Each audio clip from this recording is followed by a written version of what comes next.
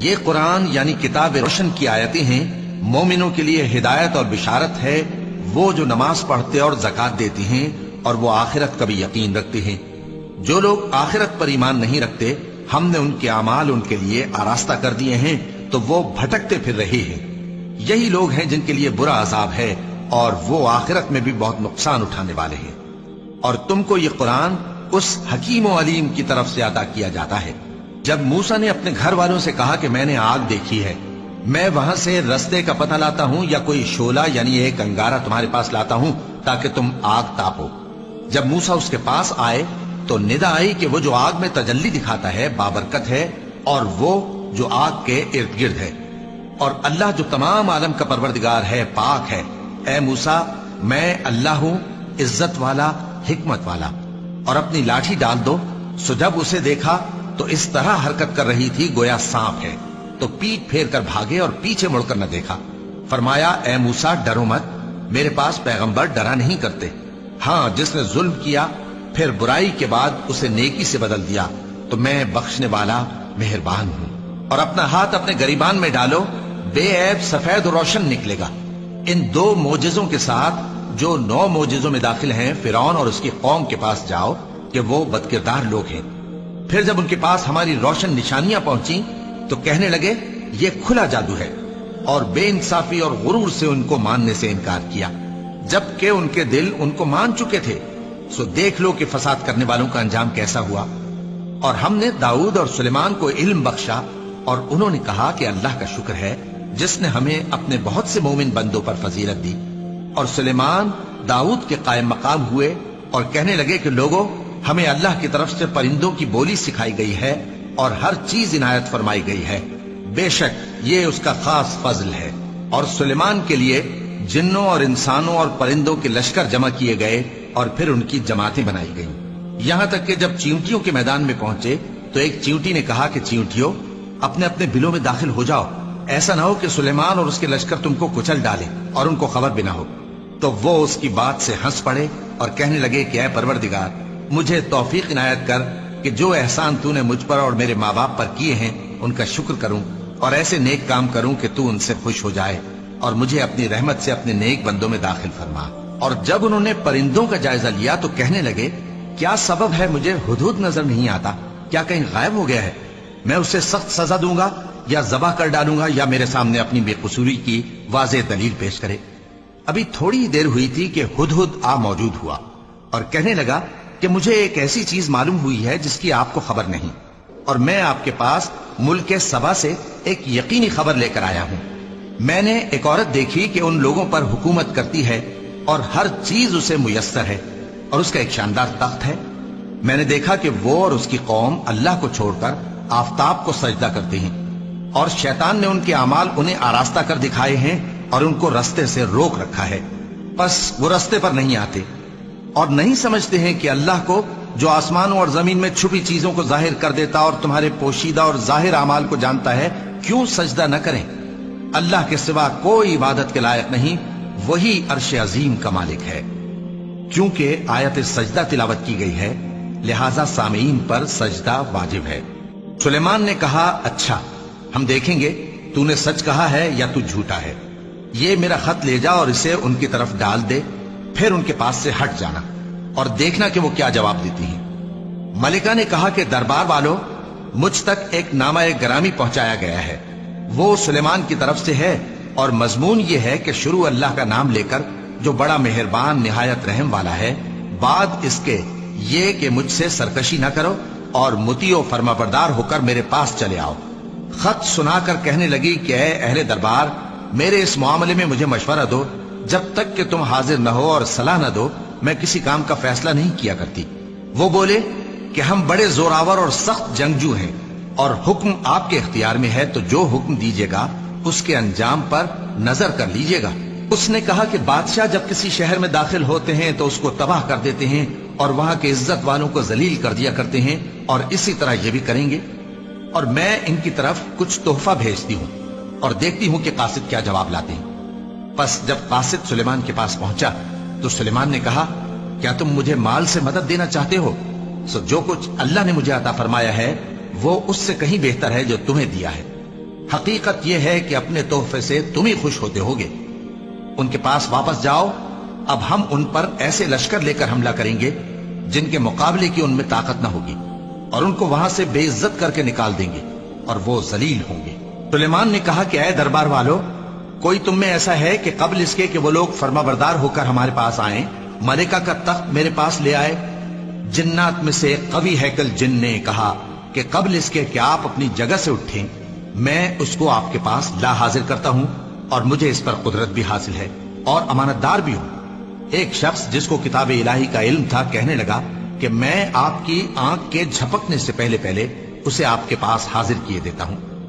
जब सुलेमान ने तख्त को अपने पास रखा हुआ देखा तो कहा कि ये मेरे परवरदिगार का फजल है, ताकि मुझे आजमाए कि मैं शुक्र करता हूं या कुफरान नेमत करता हूं। और जो शुक्र करता है तो अपने ही फायदे के लिए शुक्र करता है, और जो नाशुक्री करता है तो मेरा परवरदिगार बेनियाज है, करम करने वाला है।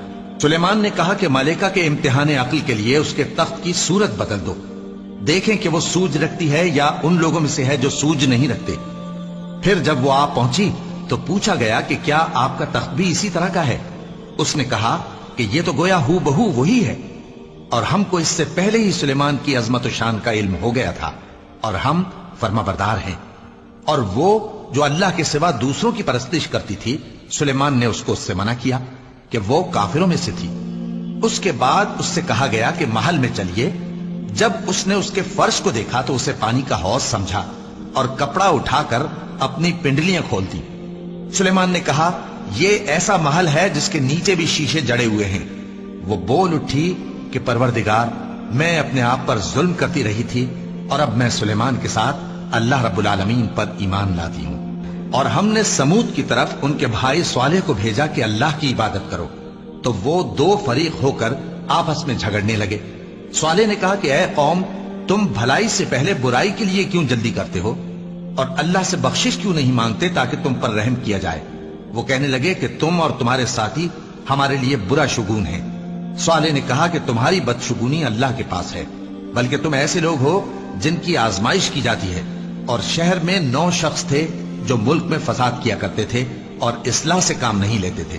कहने लगे कि अल्लाह की कसम खाओ कि हम रात को इस पर और इसके घर वालों पर शबखून मारेंगे, फिर इसके वारिसों से कह देंगे कि हम तो इसके घर वालों के मौके हलाकत पर थे ही नहीं, और हम सच कहती हैं। और वो एक चाल चले, और हमने भी एक तदबीर की, और उनको कुछ खबर न हुई। तो देख लो कि उनकी चाल का अंजाम कैसा हुआ। हमने उनको और उनकी कौम सबको हलाक कर डाला। अब उनके ये घर उनके जुल्म के सबब तलपट पड़े हैं। जो लोग इल्म रखते हैं उनके लिए इसमें निशानी है, और जो लोग ईमान लाए और डरते थे उनको हमने नजात दी। और लूत को याद करो जब उन्होंने अपनी कौम से कहा कि तुम बेहयाई के काम क्यों करते हो जबकि तुम देखते हो? क्या तुम औरतों को छोड़कर लज्जत हासिल करने के लिए मर्दों की तरफ माइल होते हो? हकीकत यह है कि तुम अहमक लोग हो। तो उनकी कौम के लोग बोले तो ये बोले, और इसके सिवा उनका कुछ जवाब न था कि लूत के घर वालों को अपने शहर से निकाल दो, ये लोग पाक बनना चाहते हैं। तो हमने उनको और उनके घर वालों को नजात दी, मगर उनकी बीवी कि उसकी निस्बत हमने मुकर्रर कर रखा था कि वो पीछे रहने वालों में होगी। और हमने उन पर मे बरसाया, सो जो मे उन लोगों पर बरसा जिनको मुतनब्बे कर दिया गया था बुरा था।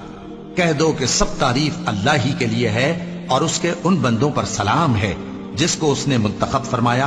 भला अल्लाह बेहतर है या वो जिनको ये उसका शरीक बनाते हैं? भला किसने आसमानों और जमीन को पैदा किया, और किसने तुम्हारे लिए आसमान से पानी बरसाया? फिर हमने उससे सरसब्ज बाग उगाए। तुम्हारा काम तो न था कि तुम उनके दरख्तों को उगाते। तो क्या अल्लाह के साथ कोई और भी माबूद है? हरगिज नहीं, बल्कि ये लोग रस्ते से अलग हो रहे हैं। भला किसने जमीन को करारगाह बनाया और उसके बीच नहरें बनाई और उसके लिए पहाड़ बनाए, और किसने 2 दरियाओं के बीच ओट बनाई? ये सब कुछ अल्लाह ने बनाया। तो क्या अल्लाह के साथ कोई और माबूद भी है? हरगिज नहीं, बल्कि उनमें अक्सर इल्म नहीं रखते। भला कौन बेकरार की इल्तिजा कबूल करता है जब वो उससे दुआ करता है, और कौन उसकी तकलीफ को दूर करता है, और कौन तुमको जमीन में अगलों का जानशीं बनाता है? ये सब कुछ अल्लाह करता है। तो क्या अल्लाह के साथ कोई और माबूद भी है? हरगिज नहीं, मगर तुम बहुत कम गौर करते हो। भला कौन तुमको जंगल और दरिया के अंधेरों में रास्ता बताता, और कौन हवाओं को अपनी रहमत के आगे खुशखबरी बनाकर भेजता है? یہ سب کچھ اللہ کرتا ہے، تو کیا اللہ کے ساتھ کوئی اور معبود بھی ہے؟ ہرگز نہیں۔ یہ لوگ جو شرک کرتے ہیں اللہ کی شان اس سے بلند ہے۔ بھلا کون خلقت کو پہلی بار پیدا کرتا پھر اس کو دوبارہ پیدا کرے گا؟ اور کون تم کو آسمان اور زمین سے رزق دیتا ہے؟ یہ سب کچھ اللہ کرتا ہے، تو کیا اللہ کے ساتھ کوئی اور معبود بھی ہے؟ ہرگز نہیں۔ کہہ دو کہ مشرکو، اگر تم سچے ہو تو دلیل پیش کرو۔ کہہ دو کہ جو لوگ آسمانوں اور زمین میں ہیں اللہ کے سوا غیب کی باتیں نہیں جانتے، اور نہ یہ جانتے ہیں کہ کب زندہ کر کے اٹھائے جائیں گے، بلکہ آخرت کے بارے میں ان کا علم ختم ہو چکا ہے، بلکہ یہ اس کی طرف سے شک میں ہیں، بلکہ یہ اس سے اندھے ہو رہے ہیں۔ اور جو لوگ کافر ہیں کہتے ہیں کہ جب ہم اور ہمارے باپ دادا مٹی ہو جائیں گے تو کیا ہم پھر قبروں سے نکالے جائیں گے؟ یہ وعدہ ہم سے اور ہمارے باپ دادا سے پہلے سے ہوتا چلا آیا ہے، کہاں کا اٹھنا اور کیسی قیامت؟ یہ تو صرف پہلے لوگوں کی کہانیاں ہیں۔ کہہ دو کہ ملک میں چلو پھرو، پھر دیکھو کہ گناہگاروں کا انجام کیا ہوا ہے، اور ان کے حال پر غم نہ کرنا، اور نہ ان چالوں سے جو یہ کر رہے ہیں تنگ دل ہونا۔ اور کہتے ہیں کہ اگر تم سچے ہو تو یہ وعدہ کب پورا ہوگا؟ کہہ دو کہ جس عذاب کے لیے تم جلدی کر رہے ہو شاید اس میں سے کچھ تمہارے نزدیک آ پہنچا ہو، اور تمہارا پروردگار تو لوگوں پر فضل کرنے والا ہے، لیکن ان میں سے اکثر شکر نہیں کرتے۔ اور جو باتیں ان کے سینوں میں پوشیدہ ہوتی ہیں اور جو کام وہ ظاہر کرتے ہیں تمہارا پروردگار ان سب کو جانتا ہے، اور آسمان اور زمین میں کوئی پوشیدہ چیز نہیں ہے مگر یہ کہ وہ ایک کتاب روشن میں لکھی ہوئی ہے۔ بے شک یہ قرآن بنی اسرائیل کے سامنے اکثر باتیں جن میں وہ اختلاف کرتے ہیں بیان کر دیتا ہے، اور بے شک یہ مومنوں کے لیے ہدایت اور رحمت ہے۔ تمہارا پروردگار قیامت کے روز ان میں اپنے حکم سے فیصلہ کر دے گا، اور وہ غالب ہے، علم والا ہے۔ تو اللہ پر بھروسہ رکھو، تم تو صاف حق پر ہو۔ کچھ شک نہیں کہ تم مردوں کو بات نہیں سنا سکتے، اور نہ بہروں کو جبکہ وہ پیٹ پھیر لیں آواز سنا سکتے ہو، اور نہ اندھوں کو گمراہی سے نکال کر رستہ دکھا سکتے ہو۔ تم تو انہی کو سنا سکتے ہو جو ہماری آیتوں پر ایمان لاتے ہیں، پھر وہ فرما بردار ہو جاتے ہیں۔ اور جب ان کے بارے میں عذاب کا وعدہ پورا ہوگا تو ہم ان کے لیے زمین میں سے ایک جانور نکالیں گے جو ان سے باتیں کرے گا۔ یہ ہم اس لیے کریں گے کہ لوگ ہماری آیتوں پر ایمان نہیں لاتے تھے۔ اور جس روز ہم ہر امت میں سے ایک بڑے گروہ کو جمع کریں گے جو ہماری آیتوں کی تکذیب کرتے تھے، پھر ان کی جماعت بندی کی جائے گی، یہاں تک کہ جب سب آ جائیں گے تو اللہ فرمائے گا کہ کیا تم نے میری آیتوں کو جھٹلا دیا تھا، حالانکہ تم نے اپنے علم سے ان کا احاطہ تو کیا ہی نہ تھا؟ بھلا تم کیا کرتے رہتے تھے؟ اور ان کے ظلم کے سبب ان کے حق میں وعدہ عذاب پورا ہو کر رہے گا تو وہ بول بھی نہ سکیں گے۔ کیا انہوں نے نہیں دیکھا کہ ہم نے رات کو اس لیے بنایا ہے کہ اس میں آرام کریں، اور دن کو روشن بنایا ہے کہ اس میں کام کریں؟ بے شک اس میں مومن لوگوں کے لیے نشانیاں ہیں۔ اور جس روز سور پھونکا جائے گا تو جو لوگ آسمانوں میں اور جو زمین میں ہیں سب گھبرا اٹھیں گے، مگر وہ جسے اللہ چاہے، اور سب اس کے پاس عاجز ہو کر چلے آئیں گے۔ اور تم پہاڑوں کو دیکھتے ہو تو خیال کرتے ہو کہ مضبوط جمے ہوئے ہیں، مگر وہ اس روز اس طرح اڑتے پھریں گے جیسے بادل۔ یہ اللہ کی کاریگری ہے جس نے ہر چیز کو مضبوط بنایا، بے شک وہ تمہارے سب افعال سے باخبر ہے۔ جو شخص نیکی لے کر آئے گا تو اس کے لیے اس سے بہتر بدلہ تیار ہے، اور ایسے لوگ اس روز گھبراہٹ سے بے خوف ہوں گے۔ اور جو برائی لے کر آئے گا تو ایسے لوگ اوندھے منہ دوزخ میں ڈال دیے جائیں گے۔ تم کو تو انہی اعمال کا بدلہ ملے گا جو تم کرتے رہے ہو۔ کہہ دو مجھ کو یہی ارشاد ہوا ہے کہ اس شہر مکہ کے مالک کی عبادت کروں جس نے اس کو محترم بنایا ہے، اور ہر چیز اسی کی ہے، اور مجھے یہ بھی حکم ہوا ہے کہ میں فرما بردار رہوں، اور یہ بھی کہ قرآن پڑھا کروں۔ اب جو شخص راہ راست اختیار کرتا ہے تو اپنے ہی فائدے کے لیے اختیار کرتا ہے، اور جو گمراہ رہتا ہے تو کہہ دو کہ میں تو صرف خبردار کرنے والا ہوں۔ اور کہو کہ اللہ کا شکر ہے، وہ تم کو عنقریب اپنی نشانیاں دکھائے گا تو تم ان کو پہچان لو گے، اور جو کام تم کرتے ہو تمہارا پروردگار ان سے بے خبر نہیں ہے۔